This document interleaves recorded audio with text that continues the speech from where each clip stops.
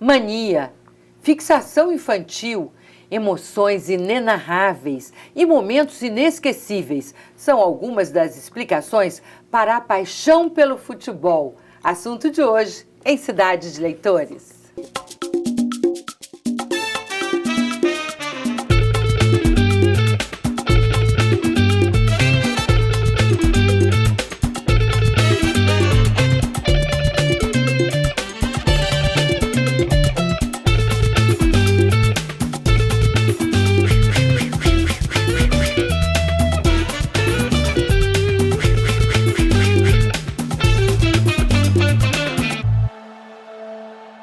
Sem dúvida, o futebol é o esporte mais popular do Brasil.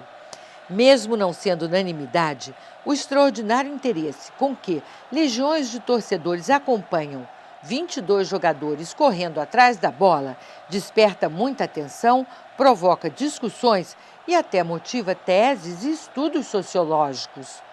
Um pouco de tudo isso está no documentário Fla-Flu, 40 minutos antes do nada. Nele, o diretor Renato Terra entrevista jogadores e torcedores dos dois times, revelando histórias e momentos inesquecíveis da disputa mais charmosa do futebol nacional. É um jogo que mistura tudo, vem as coisas e perde meio sentido. O time, esse time é bom, outro time é ruim. Na hora, meio que se equivale tudo. Vira essa disputa antiga, ancestral dos vizinhos. Não gosto daquela galera ali da obra chave, vão marcar um jogo. Deve ter sido meio assim, né, cara? A paixão pelo futebol não precisa ser explicada para quem tem paixão pelo futebol. Para os outros, sim. Por isso, há tantos estudos e tratados sobre o esporte, nascido na antiguidade e formalizado como é hoje, na Inglaterra do século XIX. Mas talvez a melhor maneira de escrever sobre o esporte seja como faz Flávio Carneiro em seu livro Passe de Letra, Futebol e Literatura, juntando memória e ficção. Escritor, crítico literário, roteirista e professor de literatura da Universidade do Estado do Rio de Janeiro, ele publicou 14 livros e escreveu 2 roteiros para cinema. Flávio Carneiro é o nosso convidado de hoje. Flávio Carneiro, antes de ser escritor, você foi jogador de futebol e quase se tornou profissional, não é? Isso. O que levou você do futebol para a literatura? Bom, eu nasci em Goiânia e até os 18 anos eu cresci alimentando 2 sonhos que depois eu fui ver que eram incompatíveis, que era de ser jogador profissional de futebol e de ser escritor. Então, desde muito pequeno eu escrevia, gostava muito de ouvir as histórias que a professora contava em sala de aula. Eu chegava em casa e reescrevia como se fossem minhas. Aí escrevia lá, o Leão e o Ratinho por Flávio Martins Carneiro. Então eu achava que aquela história não tinha dono, né? E desde pequeno também jogo futebol e a partir dos 11 anos eu comecei a jogar em campeonatos estaduais, né, em Goiânia. A categoria Tampinha, que era até 12 anos, foi quando eu estreiei, fui campeão goiano de Tampinhas, né? Agora, Flávio, quando foi aquele momento que você decidiu alguma coisa, assim, algum fato? Olha, eu tive que tomar uma decisão, de certa maneira, num momento muito específico. Eu estava levando com a barriga, empurrando com a barriga os dois. Então, joguei no Serra Dourada, joguei no Estádio Olímpico, em Goiânia, e quando eu tinha, na idade do juvenil, eu recebi um convite para jogar no profissional do Guarani. Então foi em 1980, o Guarani tinha sido campeão brasileiro, em 78. Nessa mesma época eu ganhei um concurso de contos do estado de Goiás e eu tinha 18 anos, aquilo me empolgou, eu achei, maravilha. E tinha que tomar uma decisão rápida, eu alimentava o sonho de morar no Rio de Janeiro e ser escritor. E aí eu decidi. Falei, alguma vez você se arrependeu? Várias vezes. Muitas vezes. A verdade, a vida é isso, né? Mas eu a não gente tinha se como, arrepende muito de tanta coisa. Atrás, e a gente não sabe, eu não sei o que poderia ter acontecido, porque a carreira do jogador bem-sucedido é rara, na verdade, no futebol. A porcentagem, sei lá, 5% talvez de todos os jogadores conseguem jogar num time profissional. A maioria vai ficando pelo caminho. Então, alguns que jogaram comigo seguiram carreira, foram em times grandes, mas a maioria sumiu, desapareceu. Então, eu poderia ter tido uma carreira boa, legal, tal, realizando esse sonho de ser jogador, mas poderia ter me machucado, poderia ter não ter me envolvido com essas muito uma ilusão também, né? Tem que a gente muito faz, disso. como no mundo artístico também, né? As pessoas investem achando que vão ser grande sucesso, mas nada garante. Agora, outra coisa que eu fiquei curiosa, aquele conto que determinou a sua decisão era sobre futebol ou não? Esse conto, não era sobre futebol, era um conto sobre um rio em Goiânia, o Capimpuba, um rio que era muito poluído e que na minha infância era um rio bonito, eu achava ele bonito. Então eu escrevi um conto um pouco sobre isso e ele ganhou o concurso, mas não tinha nada, eu não escrevia sobre futebol. Eu fui começar a escrever sobre futebol já, nossa, nem sei quando, muito tempo depois, porque não era um tema. Para o Jornal Rascunho de Curitiba. Rascunho, exato. E aí você juntou essas crônicas nesse livro Passe de Letra. Futebol e Literatura. O Rascunho é um jornal de literatura de Curitiba, que é um exemplo, desde 2010, é o maior jornal de literatura, um jornal só de literatura em Curitiba. E o Rogério Pereira, que é o editor, me convidou para escrever uma coluna sobre literatura contemporânea, brasileira contemporânea. Mas eu conversando com ele e com José Castelo, que é meu amigo também, e a gente pensou, não, por que não escrever sobre futebol? Aí ele me lançou o desafio, você pode escrever sobre futebol, mas você tem que falar de literatura, porque o jornal é de literatura. E aí, durante 2 anos, eu tive essa coluna, chamada Passe de Letra, falando de futebol, contando histórias minhas, mas também sobre outras histórias, sempre tentando achar um paralelo com literatura. E aí, juntando, portanto, finalmente, já muitos anos depois, futebol, as duas paixões. As duas paixões. E é um livro bem sucedido, é um livro gostoso, a beça de ler. Qual é a crônica que você mais gosta aqui nesse livro, hein? É difícil. Eu acho que talvez a primeira, né, porque talvez por ter sido a primeira. Que é bem autobiográfica, não é? Que era essa época, história longa não dá para contar aqui, mas existe um bairro em Goiás chamado Fama, que é Fundação de Apoio ao Menor Abandonado. E eu achei irônico, né, os menores abandonados ficarem reunidos num lugar chamado Fama, são desconhecidos na Fama. E nessa Fama, um jogador chamado Fausto, olha o nome, né, Olha. Fausto do Goethe, ele resolveu formar um time de garotos ligados a essa instituição, Fama, né? E esse time passou a se chamar Selefama, a seleção da fama. E só garotos desconhecidos. Como é que você chegou, um garoto de classe média e tal, chegou nesse time? Foi bem por acaso? Eu não lembro, o treino era aberto, eu não lembro exatamente como eu cheguei lá. E era aberto o treino, entendeu? Eu fui, eu acho que foi isso, o técnico gostou e eu fui jogando, né?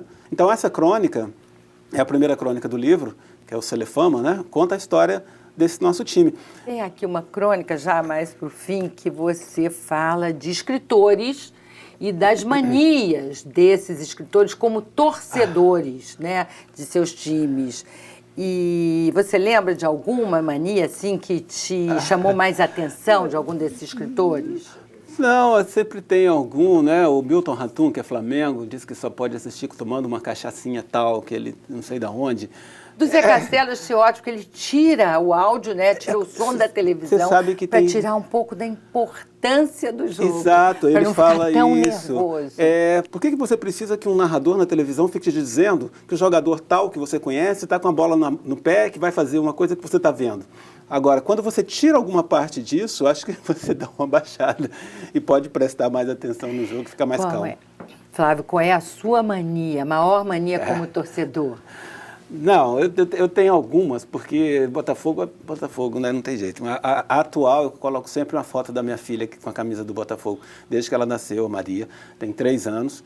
E tem dado sorte. Então, assisto o jogo sempre. Bem na frente, do lado da televisão? É um porta-retrato que fica do lado da televisão, com ela com a camisa do Botafogo. Dá sorte. É uma mania light, né? Dá sorte. Olha só, manias de torcedores famosos e anônimos, além de emoções e momentos inesquecíveis da disputa mais charmosa do país, estão no documentário Fla-Flu, 40 minutos antes do nada. No longa-metragem, o diretor Renato Terra entrevista jogadores e torcedores dos 2 times. Ele conta pra gente agora como foi essa experiência. Embora seja o esporte mais popular do Brasil, o futebol está longe de ser uma unanimidade. Muita gente não entende por que o jogo desperta tantas emoções. No documentário Fla-Flu, 40 minutos antes do nada, O diretor Renato Terra entrevista jogadores e torcedores dos dois times, revelando paixões, histórias e momentos inesquecíveis proporcionados por 22 jogadores correndo atrás da bola. Os 100 anos do clássico entre os times do Flamengo e Fluminense são um convite ao espectador, mesmo que não é apaixonado pelo esporte, a ver e viver um universo que gira em torno de uma das rivalidades mais charmosas do futebol mundial. Eu acho que a paixão clubística ela não morre nunca, porque a gente é a nossa terra do nunca. É quando a gente é criança para sempre. Toda vez que a gente vai ver um jogo, veste um uniforme, a gente está na plenitude dos nossos, no máximo, 16 anos, se não 8. Nós viramos crianças. Renato, o seu filme não é uma narrativa didática sobre os 100 anos do Fla-Flu, não conta essa história de forma assim, cronológica, é mais um documentário sobre emoção, não é? Sobre a paixão pelo futebol, a emoção do torcedor ferrenho, fanático até. Por que você tomou esse rumo para contar essa história? Que bom que você teve essa percepção do filme, porque era exatamente isso que eu queria passar. Era um filme que falasse muito mais de paixão, de rivalidade, que tentasse levar um pouco o espectador à experiência daquela rivalidade do que qualquer outra coisa. É um filme que trata muito da rivalidade, mas com muito humor, né? Tem alguma coisa na torcida do Fluminense que te irrita? A falta de gente, às vezes, né? Porque, pô, o estádio fica cheio e fica mais maneiro. Essa investigação é muito levada pelos depoimentos, né? Qual critério você usou para escolher os depoentes, né? Para saber quem iria ser entrevistado? Há um ponto em comum entre eles, além de serem torcedores, assim, ferrenhos dos dois times?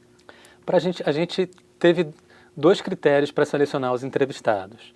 Então a gente selecionou 11 Fla-Flus para a gente falar no filme e a gente selecionou os jogadores que marcaram esses Fla-Flus e que têm autoridade também para falar como torcedores. Para escolher os torcedores, a gente queria torcedores que fossem profundamente, malucamente apaixonados pelos dois times.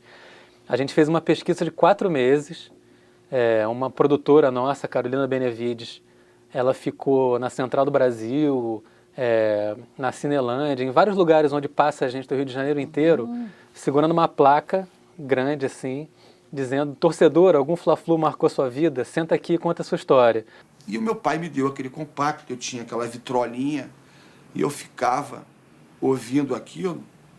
E ele chegava do trabalho e falava assim: você viu o disco hoje? Via, pai, via. E via mesmo. Bate Galhardo entregando a Oliveira, é assediado por Rodrigo Neto, consegue lançar o meio de campo onde está colocado o Cláudio. Cláudio ultrapassa ali na média, abriu para Samarone, abriu para Flávio, emendou e gol. E eu ficava ouvindo aquele gol e comemorava o gol. Comemorava o gol, comemorava o gol.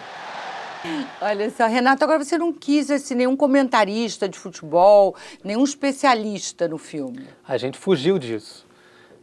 Inclusive o jornalista, o Roberto Assaf, por exemplo, que é um grande jornalista esportivo, talvez ele escreveu um livro maravilhoso sobre o Fla-Flu, é um cara que é muito respeitado como jornalista. Mas no filme ele fala como torcedor.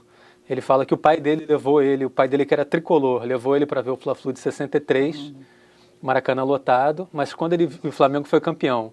E quando ele viu o espetáculo da torcida do Flamengo, ele falou: eu quero ir para aquele lado de lá. E depois que eu vi a comemoração da torcida do Flamengo nesse dia, não teve mais nenhum santo que me fizesse mudar de ideia. Eu tive essa experiência fantástica, né, de ver meu time ser campeão do outro lado. Nunca mais tive essa experiência, graças a Deus. E o que você usou de estratégia para instigar essa rivalidade entre os entrevistados? Isso foi muito legal e deu super certo.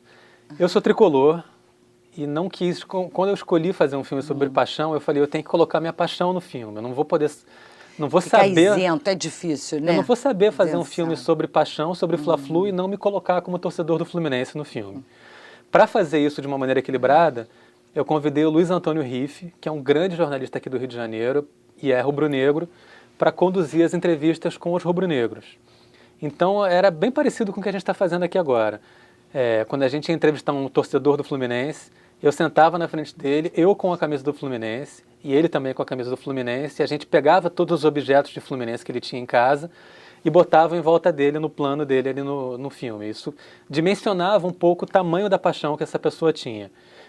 O que vem agora já está acontecendo o negócio todo? Ah, vocês estão mandando espertos, hein? Como no Fla-Flu, tudo pode acontecer, hein? Cara, mudou. E aí, sem avisar, esse torcedor do Fluminense, eu falava assim, olha, agora a gente vai ter uma segunda parte da entrevista, fica sentado aí. E entrava um cara com a camisa do Flamengo, sentava na frente deles, com a câmera ligada, e começava outra entrevista, do outro lado da paixão dele. Então isso provocou cenas hilárias ali, provocou reações Alguma muito te boas. surpreendeu? Teve um torcedor do Flamengo, que era chefe de torcida da Fla Angra, e eu sentei na frente dele e ele se emocionou, ele chorou. E eu fiquei muito emocionado ali também, porque ele chorou, porque ele lembrou da mãe dele, que era fluminense, e não botava a camisa do Fluminense e torcia para o Flamengo por causa dele, nos Fla-Flus, né? Ele ficou emocionado de ter lembrado da mãe. O que passa pela sua cabeça, Márcio? Muita coisa, cara. Muita coisa. De decepção pra mim, por isso que eu não gosto de ver isso. Mas eu tenho muita alegria também em cima dessa camisa aí, mas... eu tô lembrando da minha mãe agora no momento.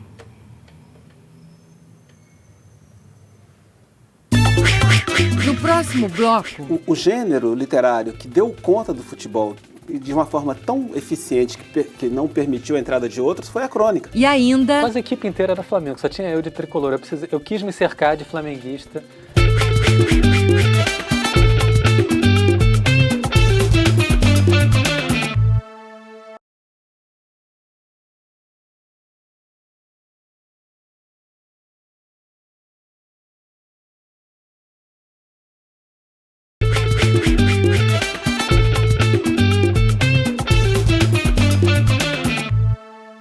Voltamos com o programa Cidade de Leitores. Nosso assunto hoje é a paixão pelo futebol. E o nosso convidado é o escritor Flávio Carneiro, autor, entre outros, do livro Passe de Letra, Futebol e Literatura. Flávio, você faz, então, no livro, uma analogia entre futebol e literatura, quer dizer, várias. Eu queria que você falasse um pouco sobre isso, né? De como o futebol vira literatura, o que há de poesia no futebol. Acho que o principal, o que há de comum e que me atrai em ambas, é essa capacidade de produzir o inimaginável, a surpresa, o imponderável. Existe uma frase muito comum no meio futebolístico que é: futebol é uma caixinha de surpresas.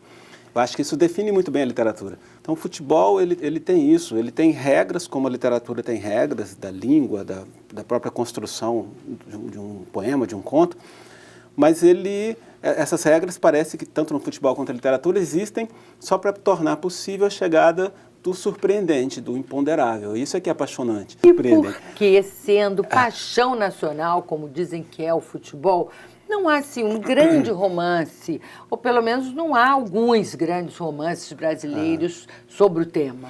Essa é uma pergunta que várias pessoas já tentaram responder, porque é uma pergunta muito interessante e que suscita sempre novas respostas, né? O que eu tenho pensado ultimamente é que o futebol, no Brasil, pelo menos, o gênero literário que deu conta do futebol de uma forma tão eficiente que não permitiu a entrada de outros foi a crônica. Então, o futebol, para o leitor, ele quer aquela notícia imediata, que não combina muito, por exemplo, com um romance. Então, você vê o jogo, você quer no dia seguinte, na hora, depois do jogo, você assiste, quem gosta... Ainda no calor, né? Ainda no calor, né? Daquela emoção do momento, do jogo mesmo, da disputa. Exato, tanto que você tem o sucesso das mesas redondas, porque quem não gosta de futebol acha aquilo um absurdo, porque você viu, você acordou, leu o jornal sobre o jogo, assistiu o pré-jogo, que agora tem essa expressão, assistiu o jogo e depois você tem que ouvir uma mesa redonda com um monte de cara lá falando do jogo. E no dia seguinte você vai ler o jornal, vai ver a notícia do jogo. Então, você vai ler o jornal, a notícia do jogo, ocupa o espaço, talvez, do literário. E nós temos cronistas como Nelson Rodrigues, isso que eu ia te perguntar, né? Queria que você falasse, assim, para você, os nossos grandes cronistas, quem são, as crônicas inesquecíveis. É o quê? João Saldanha, Nelson Rodrigues. Sem dúvida, João Saldanha, Nelson Rodrigues. Eu sou suspeito que eu gosto muito do Nelson Rodrigues. Então, para mim, foi o grande cronista. Eu acho que o Nelson conseguia pegar esse detalhe do jogo que escapa só a um comentarista esportivo, né, que conhece a técnica. Ele via o lado de tragédia ou de comédia, o lado que vai além só do jogo de futebol, né? Gostava muito do Armando Nogueira e eu gosto do João Máximo, gosto do Tostão, que é um ex-jogador que escreve também muito bem. Então são vários. Mário Filho, né, irmão do Nelson, que dá o nome ao Maracanã, Mário Filho. O que marca o seu estilo aqui reunido no Passe de das crônicas reunidas em Passe de Letras? O que você acha que marca bem o seu estilo? Essas crônicas, elas são um pouco diferentes da crônica de jornal, porque elas foram escritas para um jornal mensal, entendeu? Então, eu tinha um pouco mais de liberdade de estender um pouco a crônica e tentar fazer alguma coisa que valesse para depois de um mês do jogo, entendeu? Então, eu não falava do jogo, porque se eu falasse, a crônica ia ficar velha, o jornal é mensal. Então, minha preocupação com tudo que eu escrevo é deixar um espaço bom para o leitor pensar e, sobretudo, imaginar. Então, isso eu busquei com essas crônicas, que o leitor goste de ler. Eu quero sempre que seja aquela leitura prazerosa. Eu gostei muito quando você falou isso no começo, que você gostou de ler. Isso é a melhor coisa é a coisa que eu quero ouvir de um leitor. Não Mas é com certeza, gostoso, o livro é super gostoso de ler. E tem isso, o livro já foi publicado há alguns anos, não é? E as crônicas foram escritas há tantos outros, e é gostoso hoje de ler. Sempre bom, porque tem muita humanidade, né? É muita humanidade no futebol e nas suas crônicas. Vamos ver a segunda parte da entrevista com Renato Terra, diretor do documentário Fla-Flu 40 Minutos Antes do Nada. O título do filme foi tirado de uma crônica de Nelson Rodrigues. Vamos ver. O publicitário Renato Terra estreou no cinema em 2010, co-dirigindo com Ricardo Calil Uma Noite em 67. Filme que se tornou o documentário brasileiro mais visto naquele ano. Em 2013, Renato volta às telas dirigindo o documentário Fla-Flu 40 Minutos Antes do Nada, que ganhou o prêmio do Júri Popular no Festival do Rio este ano. Com depoimentos de Zico, Assis, Júnior, Romário e torcedores fanáticos, Fla-Flu é um convite ao mergulho em uma das facetas mais bem-humoradas e apaixonadas da cultura carioca. E 30 mil do Fluminense, bichado, bichado, bichado. A recepção foi essa. Então, aquele dia, o sangue subiu dentro do jogo. Falei, hoje eu vou ter que jogar tudo que eu já joguei na minha vida. E aí o homem lá de cima me ajudou, né? Porque tudo que eu fazia dava certo. Daí o Zico, procurando a brecha para bater, ficou difícil. Boa bola enfiada para o Bebeto, entre dois homens do Flu. Olha o Zico de cabeça, gol! Gol do Flamengo! Renato, Fla-Flu 40 Minutos Antes do Nada é um título baseado numa frase do Nelson Rodrigues, né? Um tricolor, talvez o mais célebre dos tricolores. Por que você escolheu essa frase para dar título ao seu filme e qual o sentido que você vê nela? É uma crônica dele, na verdade, que ele fala da origem do Fla-Flu. Ele fala que o Fla-Flu não tem começo, o Fla-Flu não tem fim. O Fla-Flu começou 40 minutos antes do nada. Então ele criou uma dimensão dramática ali para o Fla-Flu que nenhum outro clássico nunca teve, nenhum outro clube de futebol, nenhum outro jogo teve... foi descrito da forma que o Nelson Rodrigues descreveu o Fla-Flu. Eu tenho amigos que quando eu falo com eles no telefone ou no rádio, eles não chamam de Assis, não me chamam de Assis. Eles me chamam de Carrasco. Teve uma música também que a torcida do Fluminense canta até hoje, né, pra você. Você lembra? Lembro. Como é que é? Lembro. Recordar é viver, Assis acabou com você, né? Você fica emocionado de lembrar essas coisas? Puxa vida. Não tem como não emocionar. Agora você vê, eu tenho um filho, Flamengo e um Fluminense. O Fla-Flu dentro Isso de casa, sempre né? foi muito complicado torcer, não podia torcer para nenhum, né? E um filho meu virou Flamengo por causa do Zico. Isso é recorrente. Então a gente, pois é, isso tem no documentário, né? O que faz o torcedor, se assim, ficar fanático pelo time, ou torcer, ou virar casaca para outro, né? Isso tudo acontece. Você sabia que tudo isso que está aí, céu, terra, mar, fogo, tudo foi ele que criou. Quem? O Zico. Como assim? Tudo isso foi ele que criou. Ele é Deus, todo-poderoso, entendeu? Superior a todos no céu e na terra. Isso tudo acontece, isso tudo é passado ali de uma forma não didática, de uma forma de paixão. Esse torcedor do Flamengo, ele fala o seguinte, ele fala, assim que eu conheci a minha mulher, eu falei para ela, você nunca pergunta para mim, ou eu ou o Flamengo, porque vai embora você, eu vou ficar com o Flamengo. Então a gente passa essa paixão, que é uma paixão que outros torcedores também têm, do Vasco, do Botafogo, do Náutico, do Corinthians, de outros times. E é um filme que está agradando também, por causa disso, é um filme que está agradando torcedores de outros times. Rapaz, meu pai chegou e falou, e olha, rapaz, eu estou sabendo na rádio que o Fla-Flu vai ser hoje. O teu casamento é 18h30, o jogo era 17 horas. O jogo é de 5 às 7. Falei, bom, 7 horas, até lá, atrasa um pouquinho, bota outro na frente, outro noivo na frente. O trem, não tinha trem, o trem paralisou a sinalização. Meu Deus, foi assim, Engenho de Dentro, atenção, não existe mais trem, tenta paralisar. Eu vinha perto, do Engenho de Dentro até Cascadura, nos ônibus tudo lotado. E por isso que o filme é bom para todas as plateias, né? Não é um filme para torcedor de futebol. A gente é um tentou fugir filme muito que disso, é muito humano, Que né? bom. O quanto você acha que esse filme revelou para você da personalidade do torcedor e da cultura carioca mesmo? Eu acho que eu precisei ter o riff do meu lado, na montagem do filme também. A montadora também era Flamengo, quase a equipe inteira era Flamengo, só tinha eu de tricolor. Eu quis me cercar de flamenguista, porque tem uma visão específica de cada torcida que você não consegue pegar se você não tiver um torcedor daquele time. Então, o que eu aprendi um pouco com esse filme, e do Fla-Flu especificamente, é que o torcedor do Fluminense ele adora falar de Fla-Flu, porque alguns Fla-Flus decisivos o Fluminense ganhou. O Assis fez aquele gol de barriga, então alguns o Fluminense ganhou. É até complicado ficar respondendo essas... Não esperava de estar tendo que falar de Flamengo aqui. Mas cara, eu gosto muito quando o Flamengo enche o estádio. Acho muito legal quando eu chego no Fla-Flu e está lotado. Eu gosto que muitas pessoas do inimigo ficam vendo nossa vitória, né? E o torcedor do Flamengo, não. O torcedor do Flamengo adora falar do Flamengo. Porque o Flamengo foi campeão do mundo, o Flamengo tem uma... É o grande rival a ser batido do Rio de Janeiro, então ele... É mais egocêntrico, então, o torcedor do Flamengo. Ele fala mais dele do Flamengo. Ele gosta de falar do Flamengo e ele prefere falar do Flamengo do que falar do Fla-Flu.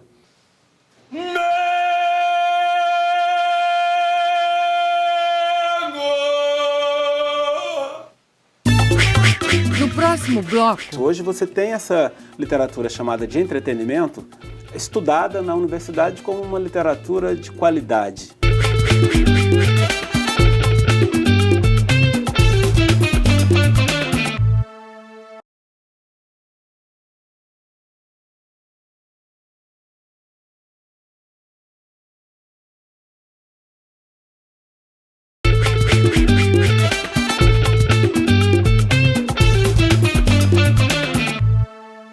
Este é o programa Cidade de Leitores. Nosso convidado hoje é o escritor e roteirista e crítico literário Flávio Carneiro. Flávio, esse seu livro, No País do Presente, fala da literatura brasileira de hoje, do século XXI. Quais são as características mais marcantes desses escritores, né? Que tendências você vê aqui para o futuro da literatura brasileira, hein? Olha, o que eu acho que é a característica mais interessante, pelo menos para mim, dessa ficção produzida aí nos últimos 20 anos, talvez, é a diversidade de tendências e a convivência, digamos, pacífica dessas tendências. Você tem, por exemplo, gêneros que sempre foram considerados subliteratura, como o policial ou o fantástico, convivendo com aquilo que é da nossa tradição, que é o romance urbano, falando das questões sociais. Essa é um pouco a nossa tendência. dos nossos romances canônicos. E, ao mesmo tempo, falando de cidades do interior, e você tem temáticas as mais diversas, né, que eram tabus, como a homossexualidade ou o relato de dentro das favelas. Então você tem hoje uma diversidade muito grande e o que acho que é muito produtivo nisso é uma valorização de uma literatura chamada de entretenimento. Esse é o meu foco. Sempre se considerou que ou a literatura ela é alta, nobre, né? Ou ela é feita para o entretenimento. Por isso, o policial ou o fantástico, já no século XIX, foram considerados subliteratura. Era o chamado romance ao correr da pena.